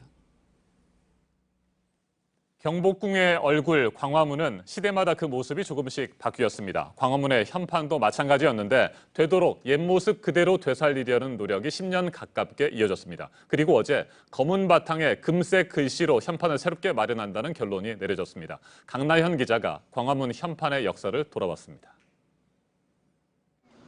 흰색 바탕에 검은색 한자. 광화문 앞을 지날 때 볼 수 있는 지금의 현판은 2010년부터 걸려 있습니다. 당시 광화문을 복원하면서 새롭게 내걸었는데 석 달 만에 금이 가서 논란을 빚었던 그 현판입니다.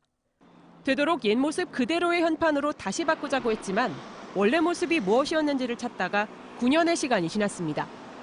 광화문이 그렇듯 그 이름이 적힌 현판도 우리 역사 속에서 순환을 겪었습니다. 그나마 우리가 제대로 알 수 있는 광화문 현판의 역사는 흥선대원군이 경복궁을 다시 지은 1865년부터입니다. 임진왜란 때 불탔던 경복궁이 재건됐지만 일제강점기 광화문은 조선 총독부 건물을 가린다며 경복궁 동쪽으로 쫓겨났습니다. 한국전쟁 땐 불에 타버리면서 현판도 사라졌습니다. 1968년 광화문을 복원하며 새 현판이 등장합니다. 박 대통령의 친필로 새겨진 한글 현판 광화문. 이 현판 하나를 제외한다면 모든 자재가 돌, 시멘트 그리고 철근으로 돼 있습니다. 광화문이 원래 모습으로 돌아간 건 2010년이지만 현판은 늘 제 모습을 찾지 못했다며 논란에 휩싸였습니다. 이후 새로운 자료들이 발견되면서 현판의 모습은 검은 바탕에 금박 글씨로 최종 결정됐습니다. 광화문에 걸릴 진짜 현판입니다. 이렇게 광화문이라고 글자를 새겨놨고요. 앞으로 여기에 색을 입힌 뒤 동판을 글자 모양대로 잘라 붙여 금박을 입혀 완성할 예정입니다. 광화문의 새 현판은 이르면 내년에 새로 걸립니다. JTBC 강나현입니다.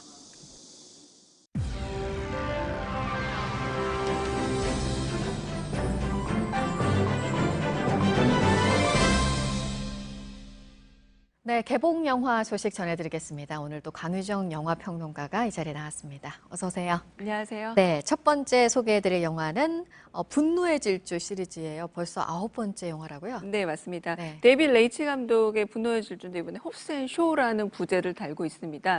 왜냐하면 이런 영화들을 스핀오프라고 부르는데요. 원래 본류에서 좀 빠져나와서 홉스와 쇼라는 두 인물이 이제 주인공을 맡은 그런 작품들을 이야기하고요. 아마 마블 영화 많이 보시는 분들은 이 스핀오프라는 말에 익숙하실 겁니다.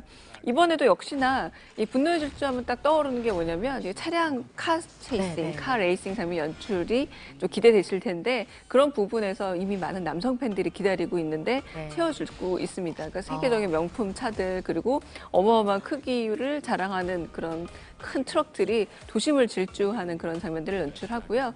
이번엔 주로 이제 런던을 배경하고 있는 장면. 왜냐하면 두 인물 중 한 명이 영국 출신이거든요. 다른 인물 한 명은 하와이 출신의 미국인이다 보니까 또 하와이를 배경으로 해서 또 대량 액션을 보여주고 있습니다.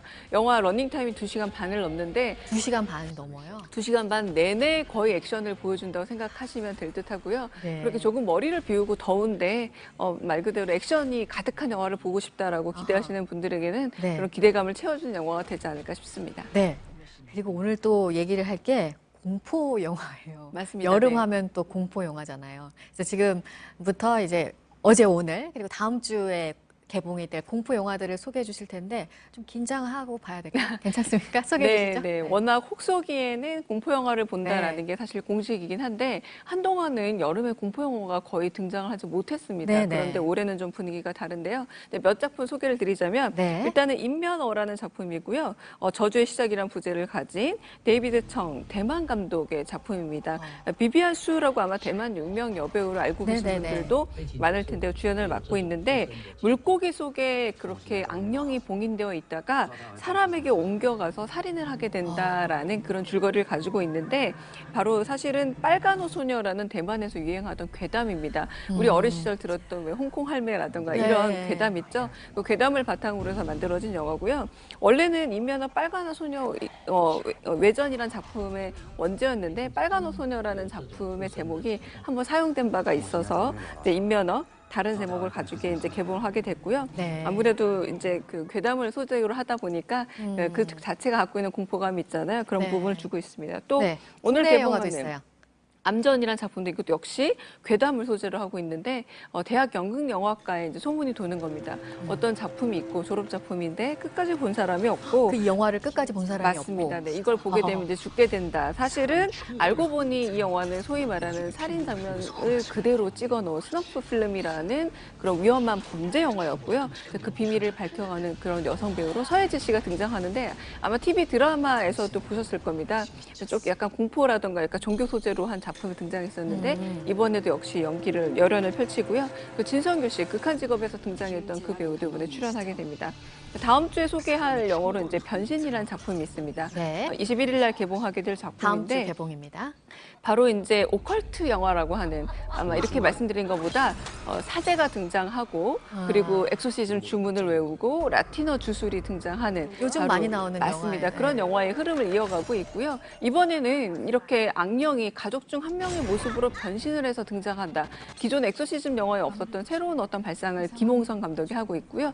여기에도 굉장히 여러 이제 연기파 배우들이 등장하고 있습니다. 성동일 씨라던가 배성우 씨라던가 이런 분들이 누가 과연 귀신에 빙의한 사람인지 누가 악마인지를 좀 미스테리어스하게 펼쳐가는 작품이 바로 이 작품입니다. 네. 그 우리나라의 그 공포 영화의 전성기가 있었잖아요. 맞아요. 90년대 말쯤에. 그러니까 제가 지금 기억을 해보면은 신인 감독들이 신인 배우들 기용해서 새로운 시도도 하고 그래서 그때 한참 붐이 있다가 한동안 좀 주춤하다가 이른바 그 현실 공포 영화라 그러죠. 저는 숨바꼭질의 그 맞아요. 네, 뭐 네. 문 앞에서 둥기 네. 휘두르는 그 모습이 너무 공포스러웠는데 네. 그런 걸로 다시 살아나는 그런 분위기였던 것 같아요. 네, 사실은 여고괴담 시리즈 같은 경우에는 네. 신인 감독들뿐만 아니라 신인 여배우의 등용문으로 굉장히 중요한 역할을 했었고요. 네. 기억나실 테지만 뭐 장화홍련이랄지 아니면은 고사피 내지는 알포인트 같은 작품들은 작품성과 흥행성을 모두 갖춰서 한국 영화, 공포 영화의 흐름을 이어가고 있었습니다. 그런데 그럼에도 불구하고 주로 소리로 공포를 만들어낸다라거나 아니면 공포 영화 소재가 너무 겹치면서 여고괴담 시리즈도 계속 시리즈를 거듭하면서 좀 자극적으로 네. 바뀐다라는 점에서 조금씩 사그러들었는데요. 사실은 공포 영화가 제작비도 상당히 좀 적게 들고 신인 감독과 신인 여배우들이 등장한다는 점에서 상당히 좀 우리가 좀 지켜봐야 될 장르였음에도 불구하고 이제 관객들의 외면을 받았고 말씀하신 것처럼 뭐 도어락 같은 영화들 있죠. 그리고 네. 추격자처럼 현실이 공포 영화보다 더 무섭다 보니까 네, 그런 게 저는 더 현실을 무섭더라고요. 소재로 한 공포 영화들이 훨씬 더 이제 각광을 받게 되면서 소위 순수한 의미에서의 공포 영화, 귀신도 등장한다거나 혹은 뭐 약간 그렇게 초월적 존재가 등장하는 영화들은 한국 영화계에서 사라졌다가 최근에 이제 곡성 이후에 돌아오기 시작했다고 볼 수 있겠습니다. 과거와는 좀 다른가요? 그러면 지금 나오고 있는 공포 영화들이요? 특히 오컬트 영화라고 오컬트, 부르는 아까도 영화들이 말씀하셨던. 올해 굉장히 많은데요. 뭐 강동원이 주연을 맡았던 검은 사제들 같은 경우는 강동원이 주연을 해서일까요? 왜냐하면 엑소시즘이라는 영화가 한국에서 거의 좀 불모의 지역입니다. 왜냐하면 사제라는 부분도 아주 일상적인 영역은 아닌데다가 게다가 라틴어를 쓰는 이런 사제 영역이 굉장히 좀 우리에겐 낯설었는데 544만 명을 동원합니다. 아마 강동원 씨의 힘이기도 했을 텐데요. 근데 이 영화는 만들 때부터 강동원 씨가 단편 영화 시나리오를 보고 이거 영화 만든다면 자기가 출연해주겠다라고 할 정도로 적극적이었다고 합니다. 근데 그 이후로 굉장히 엑소시즘 영화가 그리고 소재가 화제가 되면서 TV 드라마로도 여러 편 만들어졌고요. 올해는 벌써 지난번 소개해드린 박서준 주연의 사자라는 네. 작품에서도 엑소시즘이 등장하고 그리고 다음 주 개봉하게 될 변신까지 엑소시즘이 등장하면서 한국 영화는 때 아닌 이런 오컬트 엑소시즘 영화의 붐이 일어나고 있습니다. 네, 그 공포 영화가 이렇게 우리도 전성기를 맞았지만 외국도 마찬가지고. 맞아요. 아까도 얘기했지만 무서운 장면 없이 무서운 영화 이런 영화들이 또 맞습니다. 각광을 네. 받는 것 같아요. 아마 조던 필 감독은 많이 들어보셨지 않을까 싶고요. 그리고 제임스 완 감독도 많이 들어보셨을 텐데요. 이 두 감독이 바로 지금 미국 공포 영화 시장을 새롭게 이끌고 있습니다. 특히 네. 제임스 완 감독 같은 경우는 이제 컨저링 시리즈라고 해서요. 근데 이 감독이 말레이시아 출신, 그러니까 동남아시아 출신의 감독인데 26살밖에 안 되는 나이에 소울한 영화를 연출하면서 아주 혜성같이 등장했습니다. 그러면서 그 다음부터 우리가 잘 알려진 에나벨 시리즈라던가 네. 컨저링 그리고 인시디어스처럼 집에 귀신이 들린 하지만 이것도 역시 미국의 괴담으로 유명한 이야기들이었거든요. 만들었거든요. 이런 괴담들을 영화로 만들면서 이제 블룸하우스 영화라고 하는 자기만의 영화 세계를 구축하게 됐고요. 무엇보다 아마 조던 필 영화는 겟아웃이라든가 어스 같은 영화들 많이 보셨을 겁니다. 이런 작품들은 사실은 최근에 조금 미국이 굉장히 우경화되면서 인종적인 문제라던가 이주민 문제들을 가지고 굉장히 조금 몸살을 앓고 있었는데 이렇게 흑인 감독이 어스라던가 그 겟아웃 같은 작품에서 미국 현실을 드러내면서 새로운 어떤 흥행 영화 그리고 공포 영화의 흐름을 만들어가고 있습니다. 네. 덥기도 한데 오늘 이 방송 보시고 공포 영화 한 편 골라볼까 하시는 분들도 있으실 것 같습니다. 강유정 영화평론가였습니다. 잘 들었습니다. 네, 감사합니다. 네, 지난달 말 부산 광안리 해수욕장 근처의 공중 화장실에 간 고등학생이 정화조에서 새어나온 유독가스를 마시고 쓰러져서 아직도 지금 깨어나지 못하고 있습니다. 그런데 이 사고가 나기 전부터 민원이 계속 있었다고 합니다. 근처 상인들과 주민들이 이 가스 냄새 때문에 여러 차례 대피를 했던 것으로 드러났습니다. 구석찬 기자입니다. 지난달 29일 친구와 함께 광안리 회센터 지하 공중 화장실을 찾은 19살 백모 양. 친구는 가까스로 목숨을 건졌지만 백양은 17일째 혼수 상태입니다. 정화조에서 새어나온 기준치 100배의 황화수소는 뇌와 장기도 망가뜨렸습니다. 사고는 충분히 막을 수 있었습니다. 회센터 건물에서 20m 정도 떨어진 이 어패류 시장 상인들과 일대 주민들은 사고 전 이미 이상 징후가 있었다고 말합니다. 2달 전부터였습니다. 하루에 4-4배씩 냄새가 나면 사람이 못 맡은 지금 우린 도망가고 그러는데. 관할구청에 민원도 넣었지만 소용이 없었습니다. 혹여 가스가 또 새어나오지 않을까 지금도 불안에 떨고 있습니다. 구청은 사고 이후 화장실을 폐쇄해 더 이상 문제가 없다는 입장입니다. 다만 예산을 들여 정화조 관로와 배기구 등을 정비하겠다고 밝혔습니다. 경찰은 설비와 운영에 결함이 있었던 것으로 보고 담당 공무원을 불러 조사하는 등 수사에 속도를 내고 있습니다. JTBC 구석찬입니다. 한국 15세 이하 축구대표팀이 미얀마 16세 이하 국제축구대회 첫 경기에서 몬테네그로를 완파했습니다. 송경섭 감독이 이끄는 한국은 장하민의 해트트릭을 시작으로 몬테네그로와의 대회 1차전에서 4골을 기록하며 4-0 승리를 이끌어냈습니다. 한국은 16일 홈팀 미얀마와 2차전을 치를 예정입니다. 심판 판정에 항의하다 퇴장 명령을 받은 울산현대 김도훈 감독에 대해 3경기 출전 정지와 제재금 1,000만 원의 징계가 결정됐습니다. 프로축구연맹은 어제 상벌위원회를 열고 김 감독이 항의하는 과정에서 경기 시간이 지연됐고 항의 방식도 거칠었다며 이 같은 결정을 내렸습니다. 이에 따라 김 감독은 다음 달 22일 강원FC와의 30라운드까지 출전하지 못하게 됐습니다.